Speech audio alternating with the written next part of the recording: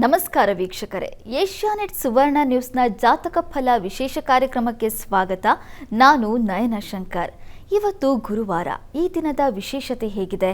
12 ರಾಶಿಗಳ ಫಲಾಫಲವೇನು? ನೀವು ಕಳಿಸಿರುವಂಥ ಸಂದೇಶಗಳಿಗೆ ಪರಿಹಾರವೇನು? ಈ ಎಲ್ಲ ಮಾಹಿತಿಯನ್ನು ಇವತ್ತಿನ ಸಂಚಿಕೆಯಲ್ಲಿ ನಾವು ನಿಮಗೆ ತಿಳಿಸ್ಕೊಡ್ತೀವಿ. ಈ ಮಾಹಿತಿಯನ್ನು ನೀಡೋದಕ್ಕೆ ನಮ್ಮ ಜೊತೆ ಖ್ಯಾತ ಜ್ಯೋತಿಷಿಗಳಾಗಿರುವಂತಹ ಶ್ರೀಕಂಠ ಶಾಸ್ತ್ರಿಯವರಿದ್ದಾರೆ. ಬನ್ನಿ ಅವರನ್ನ ಕಾರ್ಯಕ್ರಮಕ್ಕೆ ಸ್ವಾಗತಿಸೋಣ. ಶಾಸ್ತ್ರಿಗಳೇ, ಕಾರ್ಯಕ್ರಮಕ್ಕೆ ಸ್ವಾಗತ. ಶಾಸ್ತ್ರಿಗಳೇ, ಇವತ್ತು ಗುರುವಾರ, ಈ ದಿನದ ವಿಶೇಷತೆಯನ್ನು ತಿಳಿಸ್ಕೊಡೋದಾದರೆ? ಶ್ರೀ ಗುರುಭ್ಯೋ ನಮಃ. ಹರಿ ಓಂ. ಮೂರ್ತಿತ್ವೇ ಪರಿಕಲ್ಪಿತ ಶಶಿಭೃತೌ ವರ್ತ್ಮ ಪುನರ್ಜನ್ಮನಾಂ ಆತ್ಮೇತ್ಯಾತ್ಮವಿದಾಂ ಕೃತುಶ್ಚ ಯಜತಾಂ ಭರತ ಅಮರಜ್ಯೋತಿಷಾಂ ಲೋಕಾನಾಂ ಪ್ರಳಯೋದ್ಭವ ಸ್ಥಿತಿ ವಿಭಶ್ಚಾನೇಕಥಾ ಯಶ್ರತೌ ವಾಚನ್ನ ಸದದಾತ್ವನೇಕ ಕಿರಣಃ ತ್ರೈಲೋಕ್ಯ ದೀಪೋ ರವಿಃ. ಸಮಸ್ತ ವೀಕ್ಷಕರಿಗೆ ಶುಭೋದಯ, ಶುಭ ಬೆಳಗು. ಈ ದಿನದ ಸಂದೇಶಗಳನ್ನು ಪರಿಶೀಲಿಸುವ ಪೂರ್ವದಲ್ಲಿ ಇವತ್ತಿನ ಪಂಚಾಂಗವನ್ನು ಗಮನಿಸಿಕೊಳ್ಳೋಣ.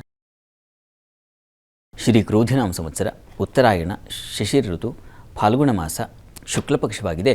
ಈ ದಿವಸ ಗುರುವಾರವಾಗಿರತಕ್ಕಂಥದ್ದು. ಸಪ್ತಮಿ ತಿಥಿ, ರೋಹಿಣಿ ನಕ್ಷತ್ರ. ಈ ದಿವಸ ಗುರುವಾರ, ಸಪ್ತಮಿ, ರೋಹಿಣಿ ನಕ್ಷತ್ರ ತುಂಬ ಪ್ರಶಸ್ತವಾದ ದಿವಸ ಅಂತ ಹೇಳಬಹುದು. ಯಾವುದಾದ್ರೂ ಶುಭ ಕಾರ್ಯಗಳಿಗೆ ರೋಹಿಣಿ ನಕ್ಷತ್ರ ನೋಡಿ, ಅದರಲ್ಲಿ ನೀವು ಮಾಡಿದಂಥ ಕೆಲಸ, ರೋಹಿಣಿ ನಕ್ಷತ್ರ ನಿಮ್ಮ ನಕ್ಷತ್ರಕ್ಕೆ ತಾರಾನುಕೂಲ ಇದ್ದರೆ, ಒಳ್ಳೆಯ ಸಂಪತ್ತಾರಿಯೋ ಸಾಧನ ತಾರೆಯೋ ಮೈತ್ರ ಪರಮೈತ್ರ ತಾರೆಗಳು ಆಗಿದ್ದರೆ, ರೋಹಿಣಿ ನಕ್ಷತ್ರ ಊರ್ಧ್ವಮುಖ ನಕ್ಷತ್ರ ಅಂತ ಅದಕ್ಕೆ ಹೆಸರು. ಹೀಗಾಗಿ ಊರ್ಧ್ವಗತಿಯಲ್ಲಿ ಬೆಳೆಯಬೇಕಾದರೆ ನಾನು ಈ ದಿವಸ ಯಾವುದೋ ಒಂದು ಮನೆ ಕಟ್ಟುವಂಥದ್ದು ಅಂತಂತಿಟ್ಕೊಳ್ಳಿ. ಇಂಥ ಒಂದು ಒಳ್ಳೆಯ ಮುಹೂರ್ತದಲ್ಲಿ ಮಾಡುವುದರಿಂದ ಊರ್ಧ್ವಮುಖವಾಗಿ ಬಹಳ ಶೀಘ್ರದಲ್ಲಿ ಬೆಳೆಯುತ್ತೆ. ಯಾವುದೋ ಒಂದು ಹೊಸ ಸ್ಟಾರ್ಟಪ್ ಕಂಪ್ನಿ ಶುರು ಮಾಡ್ತಾ ಇದ್ದೀರಾ, ಸಂಪತ್ತಾರೆಯಾಗಿದೆ ನಿಮಗೆ ರೋಹಿಣಿ ನಕ್ಷತ್ರ ಅಂತ ಇಟ್ಕೊಳ್ಳಿ. ರೋಹಿಣಿ ನಕ್ಷತ್ರದಲ್ಲಿ ಈ ದಿವಸ ಶುರು ಮಾಡಿದ್ರೆ ನೀವು ಊರ್ಧ್ವಮುಖ ನಕ್ಷತ್ರ ಬಹಳ ಬೇಗ ಶೀಘ್ರದಲ್ಲಿ ಬೆಳೆದು ಬಿಡುತ್ತೆ ಕಂಪನಿ. ಅದು ರೋಹಿಣಿ ನಕ್ಷತ್ರದ ಶಕ್ತಿ, ತಾಕತ್ತು. ಹೀಗಾಗಿ ಯಾವುದನ್ನು ನೀವು ಬಹಳ ಬೇಗ ವೃದ್ಧಿ ಮಾಡಬೇಕು, ಬಹಳ ಬೇಗ ಶೀಘ್ರದಲ್ಲಿ ಅದು ಬೆಳೀಬೇಕು ಅಂತಿದ್ದರೆ ರೋಹಿಣಿ ನಕ್ಷತ್ರವನ್ನು ಆಯ್ಕೆ ಮಾಡಿಕೊಳ್ಬಹುದು. ತಾರಾನುಕೂಲ ಚೆನ್ನಾಗಿರಬೇಕು ನಿಮಗೆ. ರೋಹಿಣಿ ನಕ್ಷತ್ರ ಅದು ಸಂಪತ್ತಾರೆಯಾಗಿದ್ದರೆ ಬಹಳ ಒಳ್ಳೆಯದು ಅಂತ. ಆ ರೀತಿಯಲ್ಲಿ ಒಳ್ಳೆಯ ಸುಸಂದರ್ಭ ಈ ದಿವಸ. ಯಾರಾದರೂ ಶುಭ ಕಾರ್ಯಗಳನ್ನು ಮಾಡೋರಿದ್ದರೆ ಖಂಡಿತ ಈ ದಿವಸ ಪ್ರಾರಂಭ ಮಾಡಲಿಕ್ಕೆ ಅವಕಾಶ ಇದೆ, ಚೆನ್ನಾಗಿದೆ. ಮತ್ತು ವಾರದ ಮಟ್ಟಿಗೂ ಅತ್ಯಂತ ಪ್ರಶಸ್ತ ಗುರುವಾರ, ಅತ್ಯಂತ ಶ್ರೇಷ್ಠ ವಾರ. ವಾರಗಳಲ್ಲೇ ಅತ್ಯಂತ ಶ್ರೇಷ್ಠ ಅಂತ ಪರಿಗಣಿಸಲ್ಪಟ್ಟಿದೆ, ಯಾಕೆಂದರೆ ಬೃಹಸ್ಪತಿ ವಾರ ಅದು. ಹೀಗಾಗಿ ಗುರು ವಿವೇಕವನ್ನು ತಂದುಕೊಡ್ತಕ್ಕಂಥ ಗ್ರಹ. ಇಂಥ ಒಂದು ಒಳ್ಳೆಯ ಶುಭ ಗ್ರಹ, ಶುಭವಾರದ ದಿವಸ. ತಿಥಿಯಂತೂ ಸಪ್ತಮಿ ತಿಥಿ. ಇದನ್ನು ಭದ್ರಾ ತಿಥಿ ಅಂತ ಕರೀತಾರೆ. ಭದ್ರ ಅಂದರೆ ಮಂಗಳ ಅಂತ ಅರ್ಥ. ಹೀಗಾಗಿ ನಿಮ್ಮ ಕಾರ್ಯಗಳು ಮಂಗಳವಾಗುವುದಲ್ಲದೆ ಊರ್ಧ್ವಗತಿಯಲ್ಲೂ ಬೆಳೆದು ಬಿಡುತ್ತೆ. ಹೀಗಾಗಿ ಈ ದಿವಸ ಅತ್ಯಂತ ಪ್ರಶಸ್ತ ಕಾಲ. ನೀವೊಂದು ಪೂಜೆ ಮಾಡಿದ್ರೂ ಅದರ ಫಲವೂ ಹಾಗೇ ಇರ್ತದೆ, ಊರ್ಧ್ವಗತಿಯ ಫಲ. ಹೀಗಾಗಿ ಪೂಜೆಯಾದರೂ ಮಾಡಿ, ಹೊಸ ಕೆಲಸವಾದರೂ ಪ್ರಾರಂಭ ಮಾಡಿ, ಅಥವಾ ಯಾರಿಗಾದರೂ ಒಂದು ಒಳ್ಳೆಯ ವಿದ್ಯೆಗೆ ಅವಕಾಶ, ಗುರುವಿನ ವಾರದ ದಿವಸ ವಿದ್ಯಾದಾನ ಮಾಡ್ತಕ್ಕಂಥದ್ದು, ವಿದ್ಯಾರ್ಥಿಗಳಿಗೆ ಸಹಕಾರ ಉಂಟು ಮಾಡ್ತಕ್ಕಂಥದ್ದು, ಓದುವವರಿಗೆ ಬೇಕಾಗಿರ್ತಕ್ಕಂಥ ಸಾಮಗ್ರಿಗಳನ್ನು ಕೊಡಿಸ್ತಕ್ಕಂಥದ್ದು, ಇದೂ ಕೂಡ ಊರ್ಧ್ವಗತಿಯ ಫಲವನ್ನು ಕೊಡುತ್ತೆ. ಪ್ರಯತ್ನ ಮಾಡಿ. ಸರಿ ಶಾಸ್ತ್ರಿಗಳೇ, ಇವತ್ತು ರೋಹಿಣಿ ನಕ್ಷತ್ರ ಇದ್ದು ಇವತ್ತಿನ ಪ್ರಶಸ್ತವಾದಂಥ ದಿನದಲ್ಲಿ ನಾವು ಏನೇ ಕೆಲಸ ಮಾಡಿದರೂ ಕೂಡ ಅದರಲ್ಲಿ ನಾವು ಏಳಿಗೆಯನ್ನು ಕಾಣ್ಬೋದು ಅನ್ನೋದನ್ನು ತಿಳಿಸ್ಕೊಟ್ಟಿದ್ದೀರಾ. ಹಾಗಾದರೆ ವೀಕ್ಷಕರು ಕೂಡ ಸಾಕಷ್ಟು ಸಂದೇಶ ಕಳಿಸಿದ್ದಾರೆ, ಅದನ್ನು ನೋಡ್ತಾ ಹೋಗೋಣ. ಮೊದಲನೇ ಸಂದೇಶವನ್ನು ಹೊಸಕೋಟೆಯಿಂದ ಕಿರಣ್ ಅವರು ಕಳಿಸಿದ್ದಾರೆ. ಕಿರಣ್ ಅವರ ಜನ್ಮದಿನಾಂಕ 2/4/1998. ಹುಟ್ಟಿದ ಸಮಯ ಸಂಜೆ 7:24. ಮದುವೆ ಬಗ್ಗೆ ತಿಳಿಸ್ಕೊಡಿ ಅಂತ ಕಿರಣ್ ಅವರು ಪ್ರಶ್ನೆ ಕೇಳಿದ್ದಾರೆ. ಶಾಸ್ತ್ರಿಗಳೇ, ಕಿರಣ್ ಅವರ ಪ್ರಶ್ನೆ ವಿವಾಹದ ಬಗ್ಗೆ ಇದೆ ಅಲ್ವಾ? ಹೌದು ಶಾಸ್ತ್ರಿಗಳೇ. ಜಾತಕ ನೋಡೋಣ.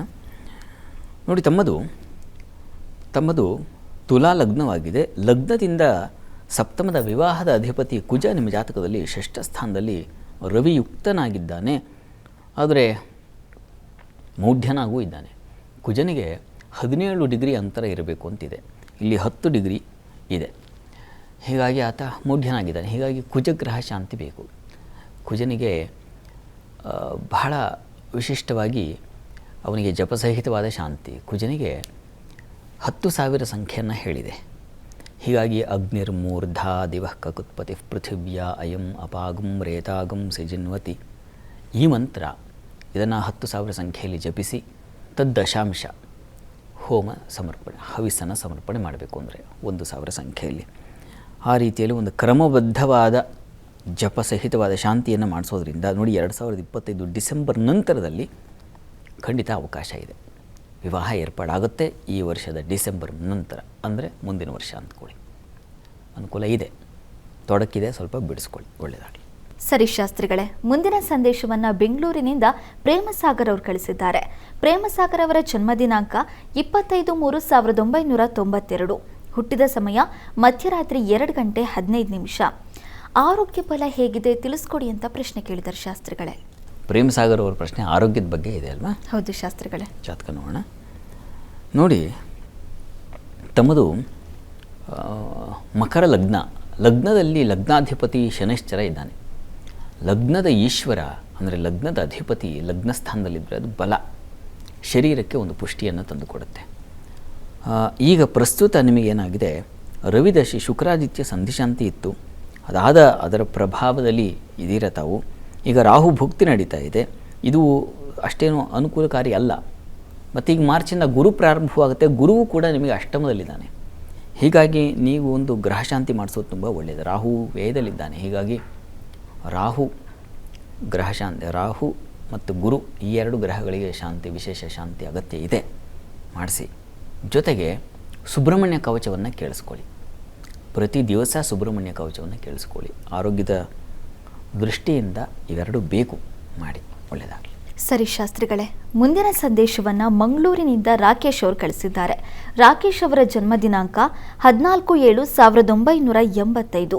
ಹುಟ್ಟಿದ ಸಮಯ ಬೆಳಗ್ಗೆ 8 ಗಂಟೆ 20 ನಿಮಿಷ.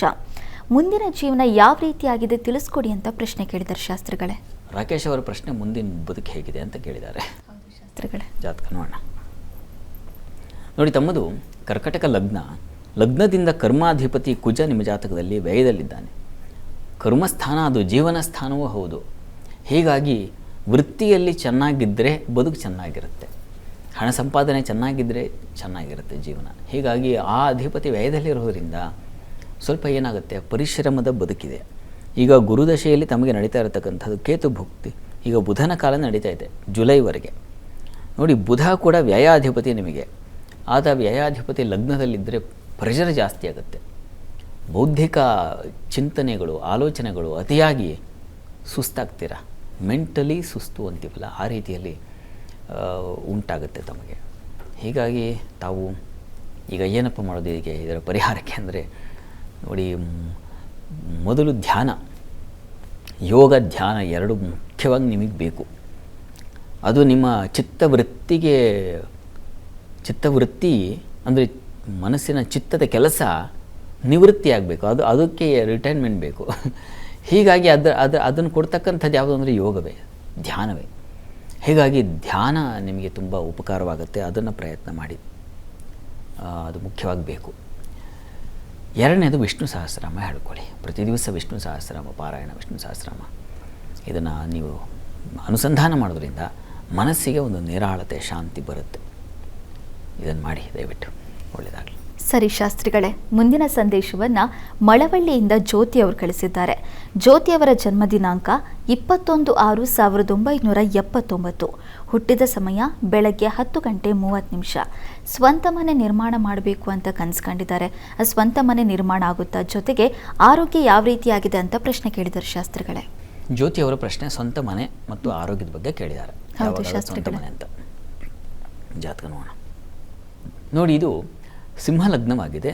ಲಗ್ನದಿಂದ ಚತುರ್ಥಾಧಿಪತಿ, ಲಗ್ನದ ಅಧಿಪತಿ ನಿಮಗೆ ರವಿ ಲಾಭಸ್ಥಾನದಲ್ಲಿದ್ದಾನೆ. ಚತುರ್ಥಾಧಿಪತಿ ಕರ್ಮಸ್ಥಾನದಲ್ಲಿ ದಿಗ್ಬಲ ಸಹಿತನಾಗಿದ್ದಾನೆ, ಕರ್ಮಾಧಿಪತಿ ಜೊತೆಗೆ. ಇದೆಲ್ಲ ಒಳ್ಳೆಯ ಲಕ್ಷಣ. ಈಗ ಪ್ರಸ್ತುತ ನಿಮಗೆ ಗುರುದಶೆಯಲ್ಲಿ ಶನಿ ಭುಕ್ತಿ ನಡೀತು. ನೋಡಿಪ್ಪ, ಈಗ ಶನಿ ಭುಕ್ತಿ ನಡೀತಾ ಇದೆ. ಸ್ವಲ್ಪ ಆರೋಗ್ಯದಲ್ಲಿ ತೊಡಕಾಗುತ್ತೆ. ಕಣ್ಣಿನ ಬಾಧೆ, ತಲೆನೋವು, ಕಾಲಿನ ಬಾಧೆ ಇಷ್ಟನ್ನು ಸೂಚಿಸ್ತಾ ಇದೆ. ಹೀಗಾಗಿ ಸ್ವಲ್ಪ ಬಲ ಬೇಕು. 25 ಆಗಸ್ಟ್ ನಂತರ ಆಗ ನಿಮಗೆ ಅವಕಾಶ ಆಗುತ್ತೆ ಮನೆ ಇತ್ಯಾದಿಗಳಲ್ಲಿ. ಹೀಗಾಗಿ ಈ ಆಗಸ್ಟು ಕಳೆದು ಬಿಡಲಿ, ಅಲ್ಲಿವರೆಗೆ ಆರೋಗ್ಯದ ಕಡೆಗೆ ಸ್ವಲ್ಪ ಗಮನ ಕೊಡಿ. ಸ್ವಲ್ಪ ಯೋಗ, ಒಳ್ಳೆಯ ಆಹಾರ ಸೇವನೆ ಮಾಡೋದು, ಶನೈಶ್ಚರ ಮಂದಿರಕ್ಕೆ ಹೋಗಿ ಬರತಕ್ಕಂಥದ್ದು, ಆದಿತ್ಯ ಹೃದಯವನ್ನು ಹೇಳ್ಕೊಳ್ಳೋದು, ಇದೆಲ್ಲ ನೋಡಿ ಆರೋಗ್ಯವನ್ನು ಸಂಪಾದನೆ ಮಾಡತಕ್ಕಂಥ ದಾರಿಗಳು. ಈಗ ಮನೆ ಸಂಪಾದನೆ ಮಾಡಬೇಕು ಅಂದರೆ ನಾವು ಹಣ ಸಂಪಾದನೆ ಮಾಡಬೇಕು, ಜಾಗ ನೋಡ್ಕೋಬೇಕು, ಭೂಮಿ ತಗೋಬೇಕು, ಆಮೇಲೆ ಅದಕ್ಕೆ ಬೇಕಾಗಿರೋ ಪರಿಕರಗಳನ್ನು ಸಂಪಾದಿಸಬೇಕು. ಹಾಗೆ ಈಗ ಸದ್ಯಕ್ಕೆ ಆರೋಗ್ಯಕ್ಕಾಗಿ ಏನು ಬೇಕು? ಯೋಗ ಸಂಪಾದನೆ ಬೇಕು, ಧ್ಯಾನ ಸಂಪಾದನೆ ಬೇಕು, ಆದಿತ್ಯ ಹೃದಯ ಮಂತ್ರ ಸಂಪಾದನೆ ಬೇಕು. ತನ್ಮೂಲಕ ನಿಮ್ಮ ಶರೀರಕ್ಕೆ ಒಂದು ಆರೋಗ್ಯದ ಸಂಪತ್ತು ಏರ್ಪಾಡಾಗುತ್ತೆ. ಹೀಗಾಗಿ ಈ ಆರೋಗ್ಯ ಸಂಪಾದನೆ ಈ ಆಗಸ್ಟ್ವರೆಗೆ ಮಾಡಿ ಶ್ರದ್ಧೆಯಿಂದ, ಆಮೇಲೆ ಮನೆ ಸಂಪಾದನೆ ಆಗುತ್ತೆ. ಒಳ್ಳೆಯದಾಗಿ. ಶಾಸ್ತ್ರಿಗಳೇ, ಮೊದಲ 6 ರಾಶಿಗಳ ಇವತ್ತಿನ ಫಲಾಫಲ ಹೇಗಿದೆ ತಿಳಿಸೋದಾದರೆ? 12 ರಾಶಿಗಳ ಫಲಾಫಲ ತಿಳಿಯುವ ಮುನ್ನ ಈ ಹೊತ್ತಿನ ಗ್ರಹಸ್ಥಿತಿಯನ್ನು ಗಮನಿಸ್ಕೊಳ್ಳೋದಾದರೆ, ವೃಷಭ ರಾಶಿಯಲ್ಲಿ ಚಂದ್ರ ಗುರು ಜೊತೆಗೆ ಮಾಂದ್ಯವುದಿಯಾಗಿದೆ ಈ ದಿವಸ. ಕುಜ ಇರತಕ್ಕಂಥದ್ದು ಮಿಥುನ ರಾಶಿಯಲ್ಲಿ, ಕನ್ಯಾ ರಾಶಿಯಲ್ಲಿ ಕೇತು, ಕುಂಭರಾಶಿಯಲ್ಲಿ ರವಿ ಶನಿಯರ ಯುತಿಯನ್ನು ನೋಡ್ತಾ ಇದ್ದೀವಿ. ಮೀನ ರಾಶಿಯಲ್ಲಿ ಬುಧ ಶುಕ್ರ ಹಾಗೂ ರಾಹು ಯುತಿಯನ್ನು ನೋಡ್ತಾ ಇದ್ದೀವಿ. ಹೀಗಿರುವಾಗ 12 ರಾಶಿಗಳ ಫಲಾಫಲ ತಿಳಿತಾ ಹೋಗೋಣ. ಮೊದಲಿಗೆ ಮೇಷರಾಶಿ. ಮೇಷರಾಶಿಯವರೆಗೆ ಈ ದಿವಸ ನಿಮಗೆ ಅನ್ನ ಸಮೃದ್ಧಿ ತುಂಬ ಚೆನ್ನಾಗಿದೆ, ಕುಟುಂಬ ಸೌಖ್ಯ ಚೆನ್ನಾಗಿದೆ, ಸಣ್ಣ ಪುಟ್ಟ ತೊಡಕುಗಳಿದ್ದಾವಷ್ಟೇ. ಹೀಗಾಗಿ ಮಾತಾಡುವಾಗ ಸ್ವಲ್ಪ ಎಚ್ಚರಿಕೆಯಿಂದ ಇದ್ದರಾಯಿತು. ಹಣದ ವ್ಯವಹಾರದಲ್ಲಿ ಸ್ವಲ್ಪ ಜಾಗ್ರತೆ ವಹಿಸಿದ್ರಾಯಿತು. ಚೆನ್ನಾಗಿದೆ. ಕೃಷಿಕರಿಗೆ ತುಂಬ ಚೆನ್ನಾಗಿದೆ, ಉಪನ್ಯಾಸಕರಿಗೆ ತುಂಬ ಚೆನ್ನಾಗಿದೆ, ಹೋಟೆಲ್ ಇಂಡಸ್ಟ್ರಿಯವರಿಗೆ ತುಂಬ ಲಾಭದಾಯಕವಾಗಿದೆ, ವೃತ್ತಿಯಲ್ಲಿ ಅನುಕೂಲ ಇದೆ. ಈ ಕನ್ಸ್ಟ್ರಕ್ಷನ್ ಫೀಲ್ಡಲ್ಲಿ ಇರ್ತಕ್ಕಂಥವ್ರಿಗೆ ತುಂಬ ಚೆನ್ನಾಗಿದೆ, ಹೆಚ್ಚಿನ ಲಾಭ ಇದೆ. ಪ್ರಾರ್ಥನೆಗೆ ದಿವಸ ಕೃಷ್ಣ ಪ್ರಾರ್ಥನೆ, ಕೃಷ್ಣ ಸನ್ನಿಧಾನಕ್ಕೆ ಹೋಗಿ ಬನ್ನಿ. ಇನ್ನು ವೃಷಭ ರಾಶಿಯವರಿಗೆ ನೋಡಿ, ನಿಮ್ಮ ರಾಶಿಯಲ್ಲೇ ಗಜಕೇಸರಿ ಯೋಗ ನಿರ್ಮಾಣ ಆಗಿದೆ. ಹೀಗಾಗಿ ಮೇಧಾವಿ ಗುಣಸಂಪನ್ನೋ ರಾಜಪ್ರಿಯಕರೋ ಭವೇತ್ ಅಂತ ಹೇಳುತ್ತೆ ಆ ಒಂದು ಫಲ. ಹೀಗಾಗಿ ಮೇಧಾವಿಗಳಾಗಿರ್ತೀರ ಈ ದಿವಸ. ನಿಮ್ಮ ಮಾತು, ನಿಮ್ಮ ಏನು ಆಲೋಚನೆ, ಥಾಟ್ಸ್ ಅಂತೀವಲ್ಲ, ಅದಕ್ಕೆಲ್ಲ ಒಂದು ಬೆಲೆ ಇದೆ. ಮತ್ತು ಈ ದಿವಸ ಕೆಲಸದಲ್ಲೂ ಅಷ್ಟೇ ಹೆಚ್ಚಿನ ಅನುಕೂಲಗಳು, ಸಹಕಾರಗಳು ಸಿಗ್ತಕ್ಕಂಥದ್ದು, ಅಧಿಕಾರ ಸಿಗ್ತಕ್ಕಂಥದ್ದು, ತುಂಬ ಹಿರಿಯರಿಗೆ ಪ್ರೀತಿ ಪಾತ್ರರಾಗ್ತೀರ ನೀವು ಈ ದಿವಸ. ರಾಜರಿಗೆ ಅಂದರೆ ನಾಯಕರಿಗೆ, ಜನನಾಯಕರಿಗೆ ನಿಮ್ಮ ಕಾರ್ಯವೈಖರಿಯೋ ನಿಮ್ಮ ಗುಣವೋ ಇಷ್ಟವಾಗಿ ಅದಕ್ಕೊಂದು ಪ್ರಶಂಸೆ ಸಿಗ್ತಕ್ಕಂಥದ್ದು, ನಾಯಕರಿಂದ ಸನ್ಮಾನ. ಇನ್ನು ಉಳಿದ ಹಾಗೆ ಈ ದಿವಸ ಸಹೋದರ ಸಹಕಾರ ತುಂಬ ಚೆನ್ನಾಗಿದೆ, ಸೇವಕರಿಂದ ಸಹಾಯಕರಿಂದ ಸಹಕಾರ ಸಿಗುತ್ತೆ, ಒಳ್ಳೆಯ ರೀತಿಯಲ್ಲಿದೆ, ಚೆನ್ನಾಗಿದೆ. ಸ್ವಲ್ಪ ಮಟ್ಟಿಗೆ ಕೋಪದ ಲಕ್ಷಣ ಇದೆ, ಇದರ ನಿವಾರಣೆಗೆ ನರಸಿಂಹ ಪ್ರಾರ್ಥನೆ ಮಾಡಿ. ಇನ್ನು ಮಿಥುನ ರಾಶಿಯವರಿಗೆ ಈ ದಿವಸ ಅತಿಯಾದ ಇನ್ವೆಸ್ಟ್ಮೆಂಟ್ ಇದೆ. ಇನ್ವೆಸ್ಟ್ಮೆಂಟ್ ಆಗಬಹುದು ಅಥವಾ ಕೊಂಡುಕೊಳ್ಳೋದು ಆಗಬಹುದು. ಏನೋ ಇಷ್ಟವಾಗುತ್ತೆ ಕೊಂಡುಕೊಳ್ತೀರಾ, ಮತ್ತೆ ಮಧ್ಯಾಹ್ನ ಅಷ್ಟೊತ್ತಿಗೆ ಇನ್ನೇನೋ ಇಷ್ಟ ಆಗುತ್ತೆ ಮತ್ತೆ ಕೊಂಡುಕೊಳ್ತೀರಾ, ಸಂಜೆ ವೇಳೆಗೆ ಇನ್ನೇನೋ, ಹೀಗೆ ಕೊಂಡುಕೊಳ್ಳೋದೇ ಆಗುತ್ತೆ ಇಡೀ ದಿವಸ. ಶಾಪಿಂಗ್. ಇನ್ನು ಈ ದಿವಸ ನಿಮಗೆ ವೃತ್ತಿಯಲ್ಲಿ ಚೆನ್ನಾಗಿದೆ, ಅನುಕೂಲದ ವಾತಾವರಣ. ಸ್ವಲ್ಪ ಪ್ರೆಷರ್ ಇದ್ದರೂ ನಿರಾತಂಕವಾಗಿ, ಯಾವುದು ಶ್ರಮವಿಲ್ಲದೆ ಅನಾಯಾಸವಾಗಿ ಮುಗಿಸ್ತೀರ ಕೆಲಸವನ್ನು. ಇನ್ನು ಉಳಿದ ಹಾಗೆ ಈ ದಿವಸ ಸ್ವಲ್ಪ ತಂದೆ ಮಕ್ಕಳಲ್ಲಿ ಸ್ವಲ್ಪ ಮನಸ್ತಾಪ, ಭಿನ್ನಾಭಿಪ್ರಾಯ ಇದೆ. ಹೀಗಾಗಿ ಈಶ್ವರ ಸನ್ನಿಧಾನದಲ್ಲಿ ಒಂದು ರುದ್ರಾಭಿಷೇಕ ಮಾಡಿಸಿ, ಅದು ಸಹಾಯ ಮಾಡುತ್ತೆ. ಕರ್ಕಾಟಕ ರಾಶಿಯವರಿಗೆ ನೋಡಿ, ನಿಮ್ಮ ರಾಶಿಯಿಂದ ಲಾಭದಲ್ಲಿದ್ದಾನೆ ರಾಶ್ಯಾಧಿಪತಿ ಗುರು ಜೊತೆಗೆ. ಹೀಗಾಗಿ ಬಹಳ ವಿಶೇಷವಾದ ಅನುಗ್ರಹ, ಲಾಭ ಇರ್ತದೆ ಈ ದಿವಸ. ಆರೋಗ್ಯದಲ್ಲಿ ಚೇತರಿಕೆ ಆಗುತ್ತೆ, ವಿದೇಶ ವಹಿವಾಟಿನ ಅನುಕೂಲ ಚೆನ್ನಾಗಿದೆ, ಕೃಷಿಕರಿಗೆ ತುಂಬ ಚೆನ್ನಾಗಿದೆ, ಹಣ್ಣು ವ್ಯಾಪಾರಿಗಳಿಗೆ, ಪುಷ್ಪ ವ್ಯಾಪಾರಿಗಳಿಗೆ ತುಂಬ ಉತ್ಕೃಷ್ಟವಾದ ಲಾಭ ಇದೆ. ಹೋಟೆಲ್ ಇಂಡಸ್ಟ್ರಿಯವರಿಗೆ ತುಂಬ ಚೆನ್ನಾಗಿದೆ. ಅದರಲ್ಲೂ ಸಿಹಿ ಪದಾರ್ಥಗಳು, ಸ್ವೀಟ್ ಸ್ಟಾಲ್ಸ್ ಇದಾವಲ್ಲ, ಅದು ಯಾವುದು ನೀವು ಅನ್ವಯ ಎಷ್ಟೆಷ್ಟೋ ಯಾವ್ಯಾವ ಥರದ್ದೋ ಇದೆ. ಅಥವಾ ಸಿಹಿ ಏನು ಅಂಶಗಳು ಎಲ್ಲೆಲ್ಲಿದ್ದಾವೋ ಅದೆಲ್ಲದೂ ಚೆನ್ನಾಗಿದೆ. ಮತ್ತು ಜ್ಯೂಸ್ ಸೆಂಟರ್ಸ್, ಅದು ತುಂಬ ಚೆನ್ನಾಗಿ ಅನುಕೂಲ, ವ್ಯಾಪಾರ ಚೆನ್ನಾಗಿದೆ ಈ ದಿವಸ. ಕೃಷಿಕರಿಗೆ ತುಂಬ ಚೆನ್ನಾಗಿದೆ, ಧಾನ್ಯ ವ್ಯಾಪಾರಿಗಳಿಗೆ ತುಂಬ ಚೆನ್ನಾಗಿದೆ, ಹೆಚ್ಚಿನ ಪಾಲು ಚೆನ್ನಾಗಿದೆಯಪ್ಪ ಈ ದಿವಸ. ಹೀಗಾಗಿ ಕರ್ಕಾಟಕ ರಾಶಿಯವರಿಗೆ ಬರೀ ಲಾಭವೇ ಈ ದಿವಸ. ತೊಡಕೇನು ಅಂತಂದರೆ ಸ್ವಲ್ಪ ಬಂದ ಹಣದಲ್ಲಿ ಸ್ವಲ್ಪ ನಷ್ಟವೂ ಇದೆ. ರವಿ ಅಷ್ಟಮದಲ್ಲಿದ್ದಾನೆ. ಈ ಹಿರಿಯರ ಆರೋಗ್ಯ, ಹಿರಿಯರ ಕಾರಣಕ್ಕಾಗಿ ಒಂದಷ್ಟು ಖರ್ಚು ಮಾಡಬೇಕಾಗುತ್ತೆ. ಇದರ ನಿವಾರಣೆಗೆ ಅಂದರೆ ಖರ್ಚು ಇದ್ದಿದ್ದೇ, ಅದು ಇಲ್ಲ ಅಂತಲ್ಲ. ಈಶ್ವರ ಸನ್ನಿಧಾನದಲ್ಲಿ ಹೋಗಿ ಒಂದು ಪೂಜೆ ಮಾಡಿಸಿ, ಅದು ಆ ಖರ್ಚು ಕೂಡ ನಿಮಗೆ ಅಷ್ಟು ಬಾಧಿಸಲ್ಲ. ಇನ್ನು ಸಿಂಹರಾಶಿಯವರಿಗೆ ಈ ದಿವಸ ವೃತ್ತಿಯಲ್ಲಿ ಬಹಳ ವಿಶೇಷವಾದ ಅನುಕೂಲ ಇದೆ. ಅಲ್ಲಿ ಗುರುಚಂದ್ರರಿಗೆ ವಿಶೇಷವಾದ ಬಲ ಇದೆ. ಹೀಗಾಗಿ ಯಾವುದೇ ಆತಂಕ ಬೇಡ. ಹೊಸ ಅವಕಾಶಗಳಿಗೆ ದಾರಿಯಾಗುತ್ತೆ, ಅಧಿಕಾರ ಸಿಗುತ್ತೆ ನಿಮಗೆ, ಸ್ಥಾನಮಾನಗಳು ಪ್ರಾಪ್ತಿಯಾಗುತ್ತೆ, ಪ್ರಶಂಸೆಗೆ ಪಾತ್ರರಾಗ್ತೀರಾ. ಇಷ್ಟೆಲ್ಲ ಒಳ್ಳೆಯದಿದ್ದರೂ ಒಂದು ಸಣ್ಣ 1000 ಬಣ್ಣ ಮಸಿ ನುಂಗ್ತು ಅಂತ ಒಂದು ಗಾದೆ. ತುಂಬ ಚೆನ್ನಾಗಿರೋ ರಂಗೋಲಿ ಬಿಡಿಸಿ ಏನೋ ಒಂದು ಗೆರೆ ಹಾಳಾಗಿಬಿಟ್ರೆ ಅವಲಕ್ಷಣ ಆಗುತ್ತಲ್ಲ, ಆ ಥರದ್ದು ಒಂದು ಫಲ ಇದೆ. ಹೀಗಾಗಿ ಕೆಲಸ, ಪ್ರಶಂಸೆ ಇತ್ಯಾದಿಗಳಲ್ಲಿ ಒಂದು ಎಚ್ಚರಿಕೆ ಬೇಕು. ಅಲ್ಲಿ ಏನೋ ಒಂದು ಸಣ್ಣ ತೊಡಕು ಆಗೋ ಸಾಧ್ಯತೆ ಇದೆ, ಹುಷಾರು. ಇನ್ನು ಉಳಿದ ಹಾಗೆ ಈ ದಿವಸ ಸಂಗಾತಿಯ ಸಹಕಾರ ಇತ್ಯಾದಿ ಅನುಕೂಲಗಳು ಚೆನ್ನಾಗಿದೆ. ವ್ಯಾಪಾರಿಗಳಿಗೆ ಅನುಕೂಲಕರವಾಗಿದೆ. ಹೆಚ್ಚಿನ ಪಾಲು ಚೆನ್ನಾಗಿದೆ. ವಿದ್ಯಾರ್ಥಿಗಳಿಗೆ ಚೆನ್ನಾಗಿದೆ ಈ ದಿವಸ. ಪ್ರಾರ್ಥನೆಗೆ ಈ ದಿವಸ ನೀವು ವಿಷ್ಣು ಸಹಸ್ರನಾಮ ಹೇಳ್ಕೊಳ್ಳಿ.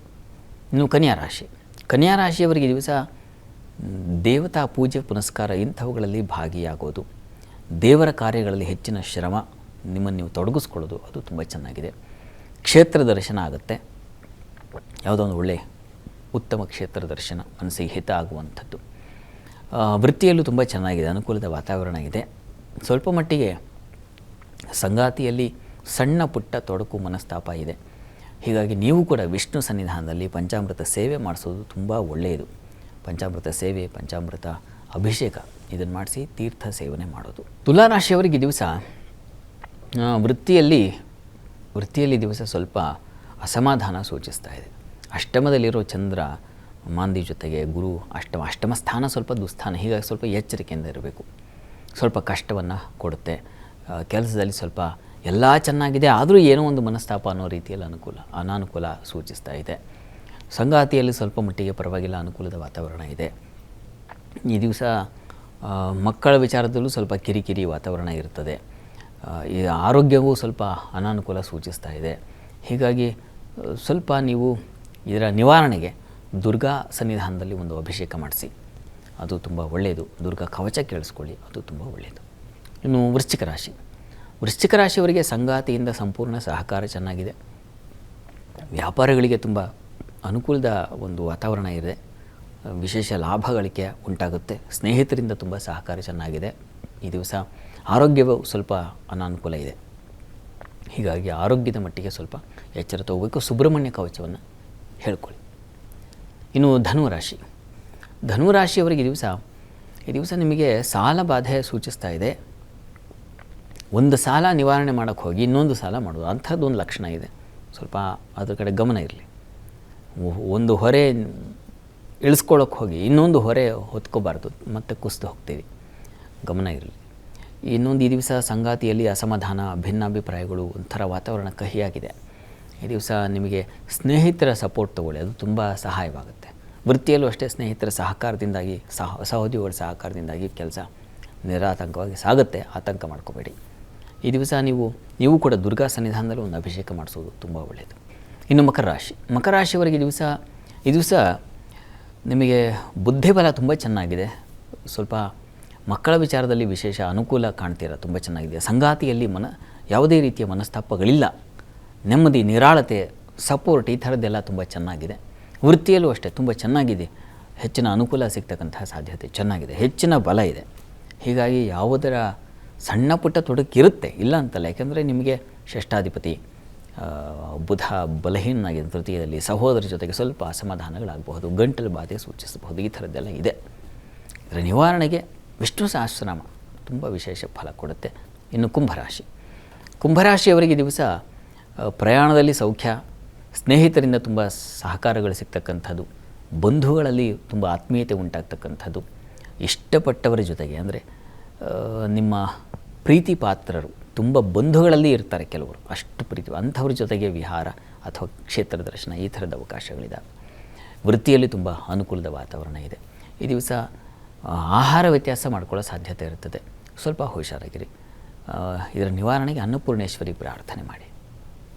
ಇನ್ನು ಮೀನರಾಶಿಯವರಿಗೆ ಈ ದಿವಸ ಸಹೋದರ ಸಹಕಾರ ತುಂಬ ಚೆನ್ನಾಗಿದೆ. ನಿಮ್ಮ ಸೇವಕರು, ಸಹಾಯಕರಿಂದ ತುಂಬ ಅನುಕೂಲ ಉಂಟಾಗ್ತಕ್ಕಂಥ ಒಂದು ಲಕ್ಷಣ ಚೆನ್ನಾಗಿದೆ. ಮಕ್ಕಳ ವಿಚಾರದಲ್ಲೂ ಸಮಾಧಾನ, ಸಂತೋಷ ಸಿಗ್ತಕ್ಕಂಥದ್ದು. ವೃತ್ತಿಯಲ್ಲೂ ಅನುಕೂಲ ತುಂಬ ಚೆನ್ನಾಗಿದೆ. ಈ ದಿವಸ ಪ್ರಾರ್ಥನೆಗೆ ದಿವಸ ಚರ್ಮ ಬಾಧೆ ಉಂಟಾಗಬಹುದು. ಹೀಗಾಗಿ ನಾಗ ಕವಚ ಹೇಳ್ಕೊಳ್ಳಿ. ಈ ದಿವಸ 12 ರಾಶಿಗಳವರು, ರಾಶಿ ಗೊತ್ತಿಲ್ಲ ಅಂತಕ್ಕಂಥವರು ಹೇಳಬಹುದಾದ ಸರಳವಾದ ಮಂತ್ರ ಗಮನಿಸಿ.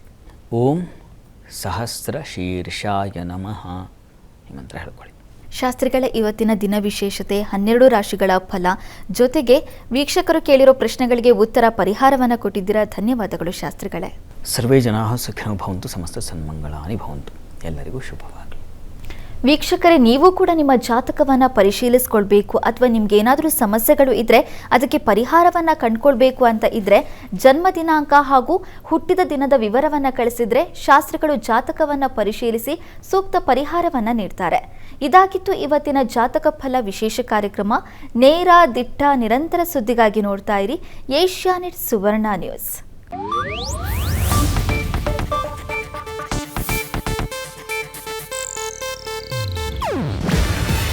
ಇದು ಏಷ್ಯಾನೆಟ್ ನ್ಯೂಸ್ ನೆಟ್ವರ್ಕ್ ಪ್ರಸ್ತುತಿ. ನೀವು ನೋಡ್ತಿದ್ದೀರಾ ಏಷ್ಯಾನೆಟ್ ಸುವರ್ಣ ನ್ಯೂಸ್.